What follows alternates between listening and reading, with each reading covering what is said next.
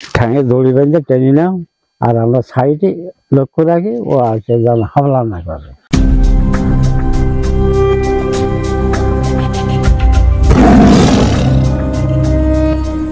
Hi friend, সুন্দরবনের ভূমিপুত্র চ্যানেলে সবাইকে স্বাগত। আজ এমনই একজন মানুষের আমার সাক্ষাৎ পেয়েছি, তো যিনি বহু বছর ধরে সুন্দরবন জঙ্গল করেছেন, এখন বর্তমানে করছেন না। এক দুর্ঘটনাবশত ওনাদের সাথে ঘটে যায় জঙ্গলে, তো এখন আর মানে জঙ্গল করছে না। তো সেই ঘটনাটা আমরা ওনার মুখ থেকেই শুনবো, বেশি আমরা কথা বলবো না, সরাসরি ওনার মুখ থেকেই আমরা শুনবো যে জঙ্গলে গিয়ে বিপদে মানে মাছ কাঁকড়া ধরতে গিয়ে কিভাবে ওনারা জীবন যাপন করেন, কিভাবে রাত কাটায়, কিভাবে মাছ সংগ্রহ করে ওখান থেকে, কিভাবে রাখে এবং কিভাবে বিপদের মধ্যে পড়েছিল, সেই পুরো বিষয়টি আমরা ওনার মুখ থেকে শুনবো। আসুন আমরা আগে ওনার নাম জিজ্ঞাসা করে নিই। গোলাপ সর্দার। যে ঘটনাটা ঘটেছিল সেটা আপনি বিস্তারিত বলুন। আচ্ছা, আগে আমরা জঙ্গল করতাম, এখন বাড়ি থেকে সাজিয়ে গেছি, আমরা এক সপ্তাহ মতো থাকি। এখন সেখানে গিয়ে 3 দিন আমরা জঙ্গল করলাম, মানে খালপাটা ধরলাম। ধরার পরে সেখান থেকে মাছ হলো না বলে অন্য খালে আসলাম।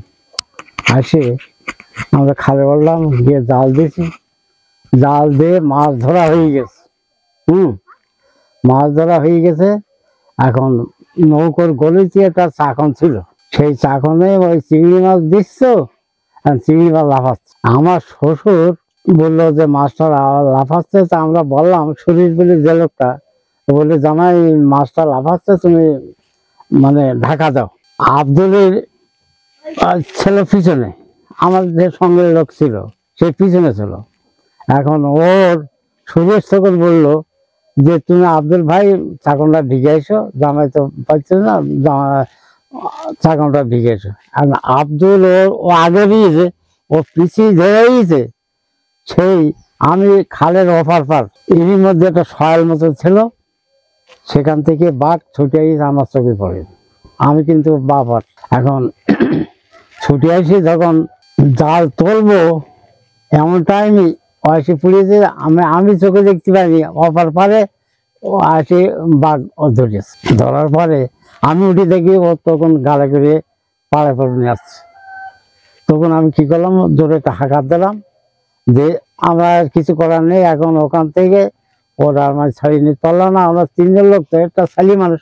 এখন ছাড়িয়ে নাড়তে হবে, আর আমি আমার শ্বশুর আমি বললাম যে, আমার কি কিছু গিয়ে হতো না, তাহলে দেখো ও যা ভাগ, তা আমি তোমার কাছে বলবো, তা তোমরা গিয়ে একটা বিপদ ঘটছে। তা ঠিক আছে। ও আমরা ওখান থেকে আসলাম, এসে জাল মানে কাদা মাদা ব্যাটে তুললাম, তুলে নৌকো ঠেলে পাড়ায় আসলাম, বাইরে আসলাম। আসে তখন আমরা বাড়ির দিকে রওনা হলাম। কিন্তু বাঘ এমন একটা জিনিস, ও চোখে দেখা যায় না, চোখে দেখা যায় না। ও যখন আসে পড়ে তখন মানুষ ঠিক পায় না। তা যাই হোক, মোটামুটি সেইখান থেকে আমরা জঙ্গলে আমি বাদ দিয়েছি, আর সুরেশটা আমার বন্ধু লোক ছিল, সে পড়ে যাওয়ার পরে আমি আর জঙ্গলে যাই। বাঘের কপালে যারা পড়িয়েছে তারা বনভোজ। তা আমি বহুদিন যে জঙ্গল করতেছি, কিন্তু এইরকম অ্যাক্সিডেন্ট আমি কোনোদিন হয়নি, আর হব না। আর ওরা আমি কাড়ি নিয়ে আসতে পারি মোটামুটি। ও জঙ্গলে অ্যাক্সিডেন্ট হয়ে গেল। আচ্ছা, আপনি জঙ্গল করেছেন কত বছর? কিন্তু আমি মোটা না হলো 40 বছর করেছি। সে সময় কি এই একই জিনিস মাছ কাঁকড়াই ধরতেন? ও মাছ ধরেছি, পাতা কাটেছি, কাঠ কাটেছি, সবকিছু করেছি। আচ্ছা, করার পরে এখন বাদ দিয়েছি, ছেলেটা চাকরি পেয়ে যায়। আচ্ছা, জঙ্গলে আমরা একটা জিনিস আমরা অনেক কাছে শুনেছি, আমি একজন কাছে শুনেছি যে আপনি 25 বছর ধরে জঙ্গল করছেন। 40 বছর 40 বছর ধরে জঙ্গল করছেন, তাহলে আপনার জঙ্গলের সম্বন্ধে অভিজ্ঞতা আপনার অনেক। যে এরকম আপনার জীবনে ঘটেছে যে দেখছেন একটা সরু খাড়ির মধ্যে বাঘ যাচ্ছে, এপার থেকে ওপারে যাচ্ছে, অর্থাৎ মাঝখানে জল আছে, ওপারটায় দেখা যাচ্ছে বাঘ, চ্যানেলটাকে ক্রস করে ওপারে যখন চলে যাচ্ছে দেখা যাচ্ছে মানুষের পায়ের ছাপ। এরকম ঘটনা কি কোনো সময় ঘটেছে? এখন আমরা চামটায় গিয়েলাম, বুঝলেন, চামটায় একদিন মাছ ধরতে গিয়ে, এখন আমরা জাল টানতেছি, ওই জাল টানতেছি খালের ভিতরে চিংড়ি মাছ, এখন ব্যাট জাল টানতে গেলে এখন এপারে ওপারে লোক থাকতে হয়, 2 কি 4 জন। এখন আমরা মাছ ধরেছি, সব ধরিয়ে নৌকো উঠে নৌকো গোড়ার দিকে আসে। এর মধ্যে ওই বাঘ কোথায় ছিল, ওই খাল পাড়িয়ে এপার তো হওয়া যাবে, আমাদের চোখে পড়ে গেছে। তখন আমরা নৌকো দাঁড়িয়ে হাঁকাত দিচ্ছি। হাঁকাত দেওয়ার সঙ্গে সঙ্গে ও ওই পাড়ার কানায় গিয়ে একে লাফে ও ওপরে উঠে গেল। আমরা আর চোখে দেখতে পেলাম না। তা সে তারিখে আমাদের বিপদ ঘটেনি, তা ঘটতো যদি ওখানে জাল নিয়ে আমরা থাকতাম। কিন্তু আমরা বেরিয়ে আসতেছি গোড়ার দিকে, খালের গোড়ার দিকে, আর ও ওই পাড়ি পাতে ওপার যাবে। ওই এক ঘটনা। আরেকটা ঘটনা, এই আমরা সকালবেলা উঠে জঙ্গলে যাব, পাটা জাল ধরবো। এখন পয়সা একটা লোক ছিল আমার অনেক আগে, আমার ভাই। এখন আমরা 5 জন লোক কিছু এই মাছ ধরতে যাবো এক খালে। আমার সে ভাইটা বলতে এই খালে ধরি, তোমার জোয়ার করে খালটা মাছ উঠে বলো। আর সেই খালে উঠেছে। কোন খালটা নামটা বলুন? ওটা কালীর চরে। আচ্ছা। এখন খালের চরে উঠলি, এখন মাছ ধরেছি। মাছ ধরে মানে জাল দিছি সন্ধ্যে, পাটা জাল তো সন্ধ্যে দিছি। দেওয়ার পরে রাত্রি আমরা ওই জালটা নিয়ে দিতে ওই গভীর রাত উঁচু করে দিতে। এখন ও জাল দিলাম, দিয়ে মাছ নড়তিস খুব জালের ভিতরে। এখন পরদিন সকালবেলা আমরা যখন পরিষ্কার হয়ে গেছে মাছ ধরতে উঠবো, তখন খালে আর মাছ নেই। তখন কি করি, মাছ সেই এখান থেকে ওই পাড়া টাড়ায় আদর হাঁটি গেছে, খালের খোল দিকে উঠে যাচ্ছে না। হ্যাঁ, ওপর দিকে উঠে যাচ্ছে। এখন যাওয়ার পরে মাছ আগা পর্যন্ত আর পালাম না। না পাওয়ার সত্ত্বে আমি বলতেছি, বুঝলি এত আগায় এসেছি, পাড়া জালে এত মাছ আগায় ওঠে, তা তুমি এক কাজ করো, চলো ফিরে যাই। এখন আমরা ফিরে আসছি, আর আমাদের বাবলি বলে একটা লোক ছিল, আর সেই পাশে সে ছিল পিছনে। এই ধরো আমরা এই 3 জনের সামনে এই নৌকে আসতেছি, আসতে গিয়ে এখান থেকে ওই ঘরটার এরকম দূরত্ব থাকে। আমি শুধু বলছি তোমরা আগেও। এখন আমরা যে পার দা আছে চর দিয়ে, সেই পারে বাঘ ছিল। আমরা 3 জন আসতেছি, সেই পারে বাঘ ছিল। থাকার পরে আমরা ওই সামান্য একটা বাঘাল হয়েছে, মানে চোখের থেকে বাঘাল হয়েছে। এর মধ্যে ওই পয়সা সেই লোকটা ওই বাঘের ডক্করতে পুড়িয়েছে। বাঘের ডক্করতে যখন পুড়িয়েছে, তখন আমি বলছি কাজ হয়েছে, ঠিকই লাঠি না। আমরা তো নৌকোর কাছাকাছি এসে গেছি, আর ওরা একটা দড়ি, নৌকোয় যে আটাল ছিল আমাদের লাঠি, ওই নিয়ে তার 2-3 জন ছুটে গেলাম। গিয়ে তখন ছাড়ি দিলে বাঘ, ছাড়ি দিয়ে ও তখন খালের ভিতরে পড়ে গেল। যা ধরলো, আর বাঘে ধরলে তো বাঁচে না, বুঝে যায়। এখন যখন আমরা হাঁকাতে 3 জন পড়েছি, আর সাইডে যে লোক ছিল তার চোখে কাদা ভর্তি গেছে। কি করে হলো এটা? ওটা বাঘের ওই যে উঠতে উপরে উঠতে যা, সেই কাদা ছটকে লেগে যখন উপরে উঠছে যে টানটা দিল পায়ে, পা টানে কাদা ছটকে গেছে। এখন সে পয়সা লোকটা ওই ব্রেনে পুড়ে দিয়েছে।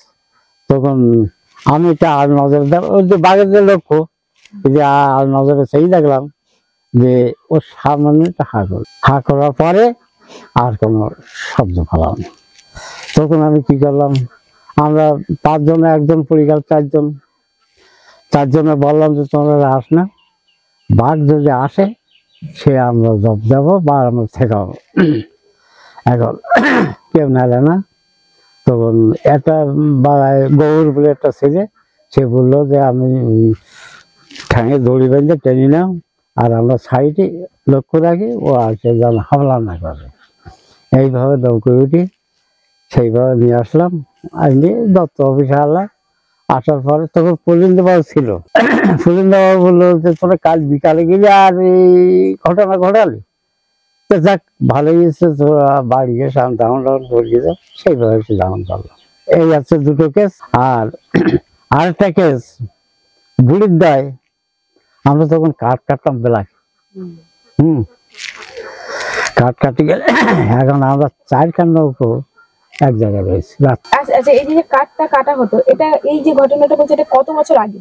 ও প্রায় 35-40 বছর আগে। তখন যখন ব্ল্যাকে করতেন তখন কিছু বলতো না নাকি? না, তখন কাটে দিত, অফিসে চুক্তি নিত, মানে চুক্তি করে আমার সাথে। এখন এখন তো বর্তমানে এসব এখন একদম জঙ্গলে পাতা ছুট পারলাম। হ্যাঁ, আজ থেকে 35 বছর আগে বলছেন আপনি। আচ্ছা, আর আমরা 4খান নৌকো এক জায়গায় সাজিয়ে রয়েছি। এর মধ্যে ওই জল হচ্ছে একটা নৌকার মাঝখানে, সেই জল ছেঁচার জন্য একটা লোক থাকে। এখন সেই লোকটা ওই গলির মাথায় গিয়ে একটু শুয়েছে, পাতার মাথায় একটু শুয়েছে। শোয়ার পরে আর আমরা মাঝখানে মাথায় কাঠের পরে শুয়ে রয়েছি। এখন থাকার পরে ওই বাঘ ওই পাছার মাথায় উঠে, যে লোক পাছার শুয়ে দিয়েছে সেই মাথায় উঠেছে। ওঠার পরে ওই খেতার মধ্যে ছিল তো, ওই খেতা ব্যাটটা নিয়ে গেছে, মানে মানুষকে খাতা ব্যাটটা ঝুঁজে জলে নিয়ে গেছে।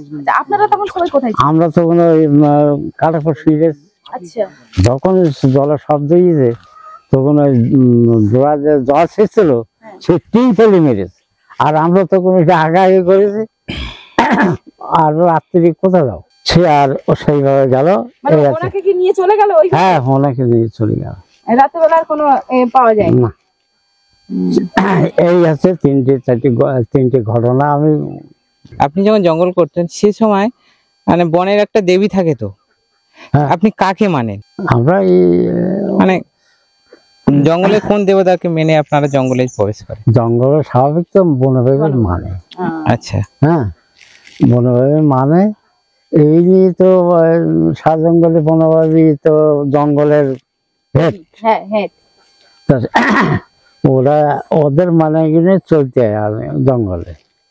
আর এমনি ঈশ্বর আছে। আচ্ছা, অ্যাকচুয়ালি মানে বনের দেবী যে বনবিবি যাকে বলা হয়, ওনার মার কাহিনীটা একটু বলতে পারেন? ওনার মা কে ছিলেন? ওনার মা সে গুলাল বিবি, সে অনেক মানে অনেক বড় কাহিনী আছে। আচ্ছা, অনেক গুলাল বিবির। মানে আপনি যখন জঙ্গলে যান আপনি মা বনবিবিকে স্মরণ করেই যান?